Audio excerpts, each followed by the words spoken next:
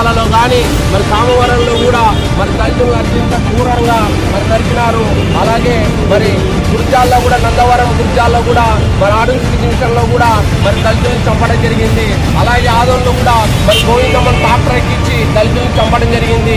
మరి రీసెంట్ గా మొన్ననే మరి షరీఫ్ నగర్ లో సంజయ్ అనే వ్యక్తి మరి కార్పొరేటర్ గా ఉండి కార్పొరేటర్ స్థాయిలో ఎదిగి వ్యక్తి దళితులు ఇంకా ఉన్నత స్థాయికి ఎదిగితే అగ్రవర్ణంలో వైసీపీలో టీడీపీలో బీజేపీలో ఉన్న అగ్రవర్ణ పార్టీల్లో దళితులు ఎదుగుతుంటే వాళ్ళు కడుపుమంట వీళ్ళు ఎదుగుతున్నారని అత్యంత క్రూరంగా చంపడము, దళిత నాయకుల్ని చంపడము ఇది దళిత జాతికి అవమానకరము, ఎస్సీ ఎస్టీలకు అవమానకరము. భారతదేశ వ్యాప్తంగా దళితులను మరి కూతలు కోస్తున్నారు. మిత్రులారా, ఒకటే గుర్తుంచుకోవాలి, వైసీపీ కానీ టీడీపీ కానీ బీజేపీ కానీ జనసేన కానీ ఇవన్నీ పార్టీలు అగ్రవర్ణ పార్టీలు దళితులను పొట్టలు పెట్టుకుంటున్నాయి. బహుజన్ సమాజ్ పార్టీ దళితులకు రక్షణ. ఎందుకంటే రాజ్యాంగమే మన